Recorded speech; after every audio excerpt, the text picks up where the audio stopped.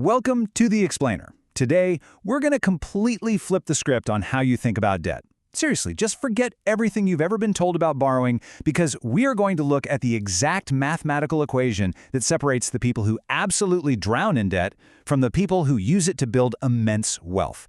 We're going to break down the source material and look directly at the math that makes this whole thing tick. Okay, let's dive into this. Picture this paradox for a second. You have two different people who take out the exact same loan at the exact same interest rate on the exact same day, yet somehow one of them ends up completely buried financially while the other ends up way richer than when they started. Same loan, same rate, totally opposite result. The difference between these two outcomes really comes down to just one single number. And honestly, understanding it requires a fundamental shift in how we view what a loan actually is. At its absolute core, a loan is nothing more complicated than rented money. Think about it. You borrow a sum, you pay a fee for the time you hold on to it, and eventually you give it back. That fee, the interest rate, is really just the rent. So the only question that actually matters is this. When you take that rented money and put it to work, does it earn more than the rent costs? The gap between those two numbers has a name. It's called the spread. And the spread is literally the entire game. Let's look at this simple math right here. Say the money you borrowed is out there earning a 7% return, but the rent on that money, the interest, only cost you 4%. Well, you just kept the difference. That is a 3% spread on money that was never even yours to begin with. You are essentially just taking a cut for directing where that rented money goes. But wait, the spread is only one half of the ultimate wealth equation. The other half is leverage. Leverage is simply the number of borrowed dollars you stack on top of every dollar of your own that you actually put into a deal. When you multiply your spread by your leverage, you get the actual return on your own cash. That is the one magic number that dictates everything. Understanding this equation completely changes your mindset. A person with a poor financial mindset looks at a loan and immediately panics, asking, how do I pay this back as fast as humanly possible? But someone with a wealthy mindset looks at that exact same loan and asks, what is the spread and how many dollars can I control with it? They just view debt as a tool to control more dollars. So let's look at how this plays out in the real world, starting with the most accessible level. Level 1. Infinite leverage in business. Let's look at a super practical application of this equation right off the bat. Trade credit. This is one of the oldest tricks in the book. Imagine you want to sell a really simple product, like pens. Now, the standard textbook way of doing this is you fly to a factory, pay cash up front for a giant container of pens, ship them over, and try to sell them. But your own money is totally tied up for months. The wealthy version is that you never pay up front. A lot of manufacturers will give you the product on terms, say net 30. They literally hand you the pens today, and you don't owe them a single dime for 30 days. They are acting as your bank, lending you the product.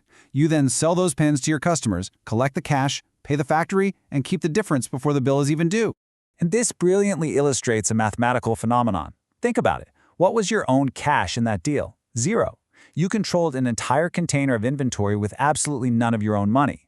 So when you divide your profit by the $0 of your own cash that you invested, your leverage and your return on your own money is mathematically infinite. You used zero of your own dollars. Level 2. The real estate refinance. Let's move up to the next scale of the equation with a strategy you probably hear about constantly, but we're going to run the actual math here, which a lot of sources and channels just get flat out wrong. Okay, here are the precise mechanics. Step 1. You find a rough house for, say, $500,000. You put 20% down, which is $100,000, and you borrow the other $400,000. You spend about $50,000 fixing it up, so you have exactly $150,000 of your own hard cash in the deal. Step 2. Because it's all fixed up now, the value rises to $700,000. Step 3. You go right back to the bank and refinance, taking a new loan at 80% of that new value. That's $560,000. Use that new loan to pay off the original $400,000 mortgage, and boom, you walk away with the $160,000 difference in cash. Now, a lot of people will look at that and say you made a $110,000 profit, but that's entirely missing the point. The crucial thing here is that you put $150,000 of your own cash in, and you just pulled $160,000 back out. You recycled your entire down payment, got all your own money back plus a little extra, and you still own a $700,000 property. Just like the pen importer, how much of your own cash is left in this deal? Zero. It's an infinite return. The catch, for sure, is that your new loan is bigger, so you have to make sure the rental income covers that new, larger mortgage. Level 3. The Billionaire Playbook. Now, let's scale this up to the absolute extreme. While you might not be able to execute this today, you really need to see how this core equation operates at the highest levels of wealth. This is the strategy behind every headline you read about some billionaire paying almost nothing in income tax. It's a three-step framework often called buy, borrow, die, and it relies entirely on the math of the spread. Step 1. Buy assets that grow in value. Since you only owe tax when you sell, the golden rule here is to never sell. Step 2. Borrow. Instead of selling stock to fund your lavish lifestyle, you take out a securities-backed line of credit against your portfolio. Right now, that loan might cost you, say, 6%, but your assets might be growing at 7%. Bam, positive spread. More importantly, if you had sold, you'd pay a capital gains tax of up to 23.8%. Borrowing at 6% just to avoid a 24% tax creates a massive, massive positive spread. Then comes step 3, die. I know it sounds a bit morbid, but under current tax law, when you pass away, your heirs inherit those assets at what's called a stepped-up basis. The slate is basically wiped completely clean. The gains you spent a lifetime never paying tax on are simply erased, the loan gets paid off from the estate, and that whole lifetime of growth is never taxed. According to the source material, this final step, this one single rule, costs the government an estimated $41 billion a year in uncollected tax. That's billion with a B. The danger zone, leverage's dark side. We definitely need to pivot here for a second, because the engine underneath all these strategies absolutely has a dark side. Leverage is a multiplier in both directions. So what happens when the spread goes negative? When the math flips, leverage stops being a handy tool and instantly becomes a trap that multiplies disaster. If you're borrowing to invest and the asset suddenly loses value, this math accelerates your losses exponentially. There are two major traps detailed in the sources. The first is a margin call. If you borrow against your investments and the market drops, the lender can demand you put up more cash immediately. If you don't have it, they will forcefully sell your assets right out from under you to cover their loan. The second trap is short selling.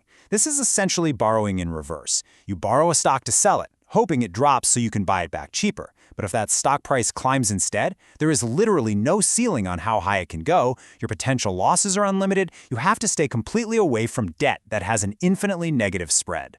Level 4. Moves you can make today. Now, what's really interesting about this slide is how we can bring this whole explainer back down to earth. Let's look at small-scale versions of this exact same math that you can apply right now. Let's just compare the math on everyday credit cards. Say you've got some high-interest debt sitting on a card charging you 24% interest. You are completely on the wrong side of the spread. You are essentially the factory lending money at an exorbitant rate, except you're the one paying it. However, if you move that balance to a 0% introductory offer, you might pay an upfront fee of 3 to 5%. This allows you to float that cash at 0% interest for up to 2 whole years. When you really run the numbers on this, you're just renting a chunk of money for a one-time 3% fee to avoid paying 24% annually. You weren't earning 3% on an investment here, you are mathematically erasing a 24% interest rate. Turning a deeply negative spread into a positive one like that is a guaranteed return that pretty much no stock market investment on earth can ever match. And that brings us right to the number 715, which happens to be the national average credit score right now. If you want to truly master the wealth equation, you have to realize that your credit score is your most powerful lever to negotiate down the cost of rented money. Every single point you raise your score lowers the rent on every dollar you will ever borrow in your life, from mortgages to car loans to business lines of credit. The wealthy don't have some secret exclusive bank, they just make themselves really, really cheap to lend to. So, we've seen how the exact same loan can bury one person and build an absolute empire for another. It all comes down to the spread and the leverage, what the money earns versus what the rent costs. Get that equation right and debt transforms completely. So, I'll leave you with this final provocative question as we wrap up this explainer. Look at the rented money in your life right now. Is your debt the thing that owns you, or is it the thing you own?